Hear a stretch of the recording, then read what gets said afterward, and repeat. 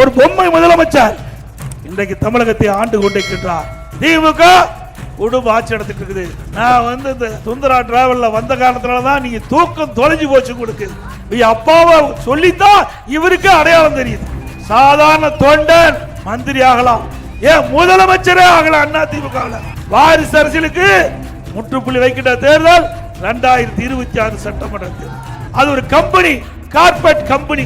இன்றைக்கு திமுக குடும்ப ஆட்சி, அண்ணா திமுக மக்கள் விரும்புகின்ற ஆட்சி. மக்கள் விரும்புகின்ற ஆட்சி அண்ணா திமுக ஆட்சி. திமுக குடும்ப ஆட்சி நடத்திட்டு இருக்குது. இன்றைக்கு திராவிட முன்னேற்ற கழகம் 4 அதிகார மையம் இருக்குது. ஒன்று ஸ்டாலின், இன்னொன்று உதயநிதி ஸ்டாலின், இன்னொன்று சபரிசன், இன்னொன்று உதயநிதி. 4 பேர் தமிழகத்தை ஆட்சிப்படுத்திக் கொண்டிருக்கிறார். இந்த 4 அதிகார மையங்கள் தான் தமிழ்நாட்டில் ஆட்சி புரிந்து கொண்டிருக்கிறார். இது தொடர வேண்டுமா? குடும்ப ஆட்சி தொடர வேண்டுமா? இன்றைக்கு திரு ஸ்டாலின் பேசுகிறார். எடப்பாடி பழனிசாமி பஸ் எடுத்துக்கிட்டு சுந்தரா டிராவல் மாதிரி போயிட்டு இருக்காருன்னு. திரு ஸ்டாலின் அவர்களே, நான் இந்த சுந்தரா டிராவல்ல வந்த காரணத்தினாலதான் நீங்க தூக்கம் தொலைஞ்சு போச்சு உங்களுக்கு. இத பேசிக்கிட்ட அளவிற்கு அண்ணா திமுக செயல்பாடு இருக்குது. திரு ஸ்டாலின் அவர்களே, நீங்கள் வந்த பாதை வேற, நாங்கள் வந்த பாதை வேற. நாங்க கடினப்பட்டு உழைத்து உங்கள் முன் பேசுகின்ற வாய்ப்பை நீங்கள் கொடுத்திருக்கின்றீர்கள். ஸ்டாலின் அப்படி அல்ல.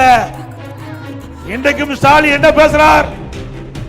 நான் யார் தெரியுமா அப்படின்னு பேச ஆரம்பிச்சு திரு முத்துவேல் கருணாநிதியுடைய மகன் திரு ஸ்டாலின் பேசுறார்.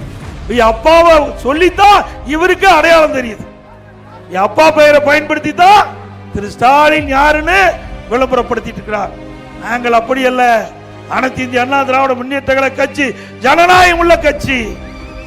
இங்க யார் உழைத்தாலும் அவர்கள் வீட்டு கதவை தட்டி பதவி வழங்கிட்ட கட்சி அண்ணா திமுக. சாதாரண தொண்டன் எம்எல்ஏ ஆகலாம், எம்பி ஆகலாம், மந்திரி ஆகலாம், ஏன் முதலமைச்சரே ஆகலாம். அண்ணா திமுக திமுக வர முடியுமா? இன்றைக்கு அண்ணா திமுக இருக்கின்ற காரணத்தினால்தான் முதலமைச்சர் வாய்ப்பு கிடைச்சது. ஒரு கிளை செயலாளராக இருந்து படிப்படியா உயர்ந்து இன்றைக்கு பொதுச் செயலாளராக இந்த கட்சிக்கு வந்திருக்குன்னு சொன்னா அது அண்ணா திமுக தான் முடியும், வேற எந்த கட்சியிலும் முடியாது. திமுக ஒரு குடும்ப கட்சி. திரு கருணாநிதி, அதுக்கு பிறகு ஸ்டாலின், அதுக்கு பிறகு உதயநிதி, இப்ப இன்பநிதியும் உள்ள வந்துட்டார். பல நிகழ்ச்சியில அவரை காண முடிஞ்சது. ஆக குடும்பத்திற்கு, குடும்ப ஆட்சிக்கு முற்றுப்புள்ளி வைக்கின்ற தேர்தல் 2026 சட்டமன்ற வாரிசு அரசியலுக்கு முற்றுப்புள்ளி வைக்கின்ற தேர்தல் 2026 சட்டமன்ற தேர்தல். கட்சின்னு எடுத்துக்கிட்டீங்களா, திரு ஸ்டாலின் திமுக தலைவர், உதயநிதி இளநிலை மாநில செயலாளர் திமுகவில், திருமதி கனிமொழி மகளிர் செயலாளர். முடிஞ்சு போச்சு. வேற என்ன பதவி இருக்குது? எல்லாமே திரு கருணாநிதி குடும்பத்தை சேர்ந்தவர்கள் தான் இந்த முக்கிய பொறுப்புல வகிக்கிறாங்க.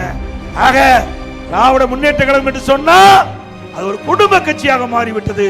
இன்னும் சொல்ல போனா அது ஒரு கம்பெனி, கார்பரேட் கம்பெனி. அந்த கம்பெனி இன்றைக்கு மீண்டும் ஆட்சிக்கு வரதுக்கு துடிக்குது. ஆக அதற்கு முடிவு கேட்கின்ற தேர்தல் 2026 சட்டமன்ற தேர்தல் என்பதை நீங்கள் நிரூபித்து காட்ட வேண்டும்.